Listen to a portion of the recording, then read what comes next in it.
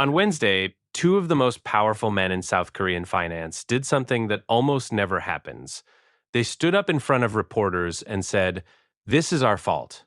The finance minister, the head of the financial regulator, accepting personal blame for a crash that wiped out almost 40% of the entire Korean stock market in 6 weeks. A year earlier, South Korea got a new president, Lee Jae-myung. And Lee did something politicians usually know better than to do. He promised a number. He said Korea would have a KOSB 5000 era, a level the index had never touched in its 46-year history. Naming a number is dangerous. Now the market isn't just the economy. It's your report card. And it worked. Foreign money poured in. Korean families poured in. The index rose 27% in the first half of 2025. The best first half in 26 years. In January 2026, it touched 5,000 for the first time ever. But it didn't stop. 6,000, 7, 8.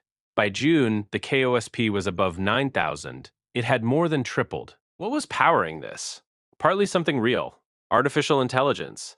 Korea makes the memory chips AI runs on, and two companies, Samsung and SK Hynix, basically are the Korean stock market. But there was a second fuel. Regular people, in Korea they're called ants, weren't just buying stocks. They were buying leveraged ETFs. A leveraged ETF moves double. Stock up 2%, you're up 4. Down 2, you're down 4. A bet that pays double, until it costs double. And the regulator had let these products spread everywhere. For a year, that was fine. Double of up is up. Then, this summer, the AI story hiccuped. Investors started asking whether the memory chip boom had peaked. Peak is the scariest word in markets. Everything is priced for the future, and if the future just got smaller, prices come down now. Samsung fell. SK Hynix fell. And because they are the index fell. Here's where the leverage comes in. When a leveraged bet goes wrong, your lender doesn't wait. You get a margin call. More money, right now, or we sell for you. When hundreds of thousands of ants get margin calls at once, they don't sell because they want to. They sell because they have to. Forced selling pushes prices down, which triggers more margin calls, which forces more selling. A cascade. Down 20% in 16 days, the fastest bear market in KOSP history. From the peak, almost 40% in 6 weeks. July was the worst month the Korean market has ever had. Which brings us back to Wednesday. Emergency meeting. The two men in charge saying the quiet part out loud, "We let this happen." The government is now racing to clamp down on the very products it allowed. New controls, quote, as early as possible. The exchange is reviewing an emergency ban on short selling. The National Pension Fund, one of the biggest pools of money on earth, is buying the crash while the ants sell. If any of this sounds familiar to Koreans, it should, but with a twist. In 1997, Korea's market crashed almost this fast. That time, the country was broke.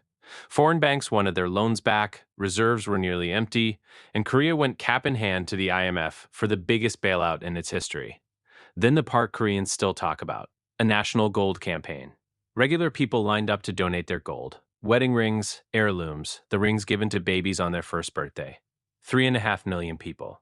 227 tons of gold. That was 1,997. A poor country, rescued by the world, paying it back in wedding rings. 2026 is the opposite. Korea is rich. The foreigners aren't fleeing, they're buying. This crash wasn't caused by a bankrupt nation. It was caused by a promise, a pile of borrowed money, and a regulator that looked the other way. So where does that leave the promise? KOSP 5000, the dream number, the one that took 46 years to reach, is now the floor everyone's staring at, wondering if it holds. A president named a number. The market hit it, tripled past it, and is now falling back toward it. We'll know soon whether 5,000 is a floor or just a number on the way down.